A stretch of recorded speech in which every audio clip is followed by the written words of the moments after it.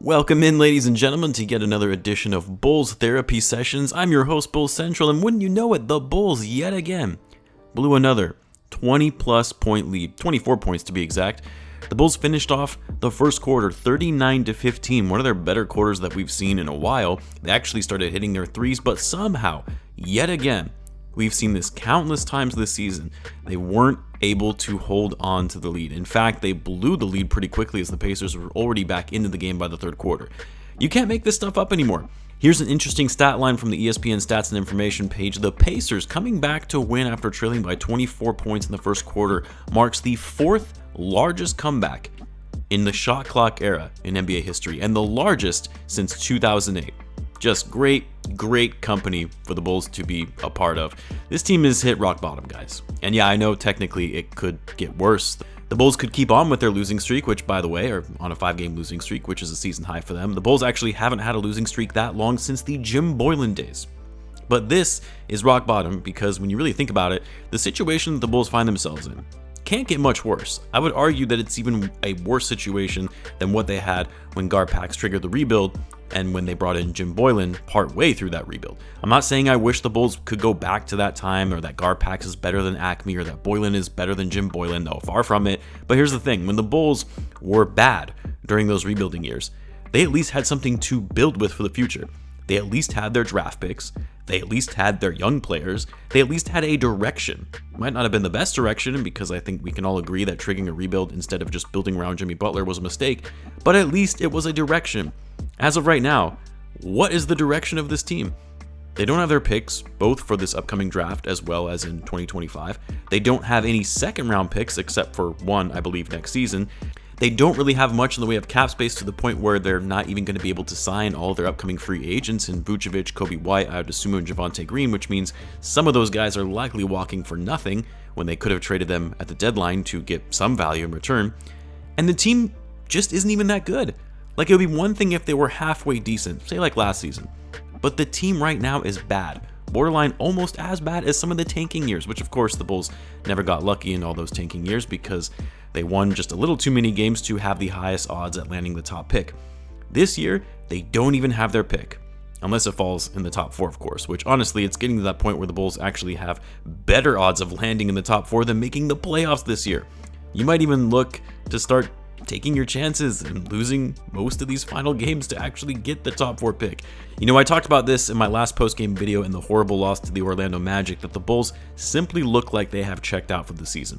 And while blowing this big of a lead is an embarrassment, especially considering they just did this in Indiana a couple weeks ago, what I will say is that the energy tonight was better. The effort was better.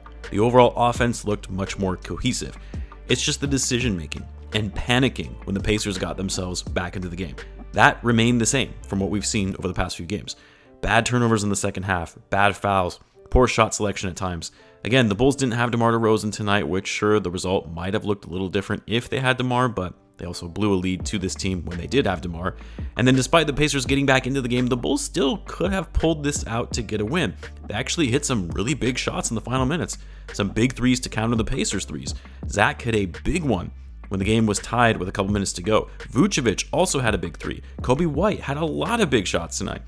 But then when it came to those final possessions, Bulls up 1. They let Miles Turner score on the other end. Pacers are now up 1. And that play, that possession in which Zach found himself in the corner, launching up a 3 with about 10 seconds left to go. Why that shot? You didn't need to put up a 3 there. You're only down 1. Set up a play. Go inside. You have to get a better shot than that if you're Zach Lavine. The Pacers get fouled intentionally. They make both free throws, go up 3. Bulls come down on the other end. Pacers intentionally foul Zach Lavine to keep him from putting up a 3 to tie the game, which I honestly thought was a mistake. I thought it was way too early with 7 seconds left on the clock to give the Bulls 2 free throws and a chance to steal the ball to only need a 2 to win the game. But then Zach missed the first free throw, and the rest was really history after that. Whether he intentionally misses the second or makes it, Bulls aren't winning the game after that. What's unfortunate is that aside from those last few possessions, Zach Lavine actually had a really good game with no DeMar in the lineup tonight. 35 points, 11 rebounds, and 7 assists. Dude flirted with a triple-double. 10 for 23 from the floor, 4 for 11 from 3, and only had 2 turnovers. The Bulls' defense tonight was actually solid as well. Well, I should say in the first half anyway. The Bulls had 10 steals as a team. Drummond and Caruso both had 3 steals, but again, it's the composure. This team just completely folds under pressure. And I'll say it again, when you see a team constantly blowing leads like this, a team that is supposed to be a more savvy veteran team, a team that is supposed to have more talent than a young rebuilding team in the Indiana Pacers, at some point, you have to start taking a look at the coach and say, what the hell is going on here? How is it that your team with star level players is completely pissing away games like this? How are you not making adjustments when you see the momentum start to switch? How are you not pushing, motivating the guys, keeping them calm under pressure, getting the guys to keep up the effort, work hard even when things aren't going your way, fighting through adversity? The Bulls have not been able to fight through any kind of adversity this season with the exception of a handful of games. Yes, some of that is on the players, but it gets to the point where you have to ask yourself, is the coach doing his job in leading these guys? I really don't think he is. Again, that extension they gave to Billy is just beyond me.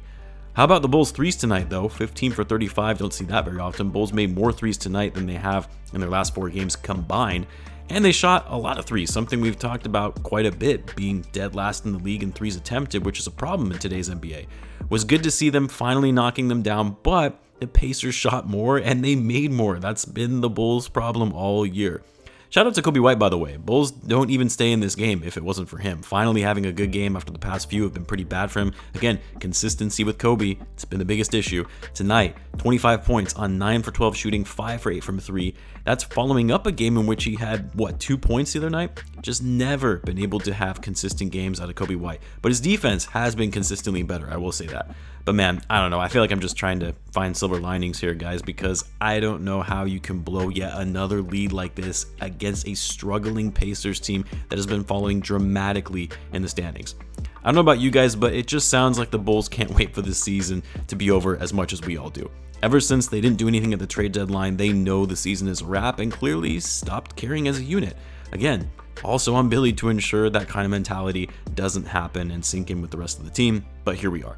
To make matters worse, the Bulls head back home to take on the Bucks, who have been scorching hot, winning 11 straight games, and the Bulls' home game on TNT streak is on the line, although it would be hilarious for the Bulls to end yet another team's winning streak like they did against the Nets earlier in the season and somehow keep that TNT streak going, but I don't really have much confidence they're going to be able to make this happen considering the state for which this team finds themselves in and going on a 6-game losing streak, heading into the All-Star break, and likely going to get an announcement that Lonzo Ball is going to be shut down for the season.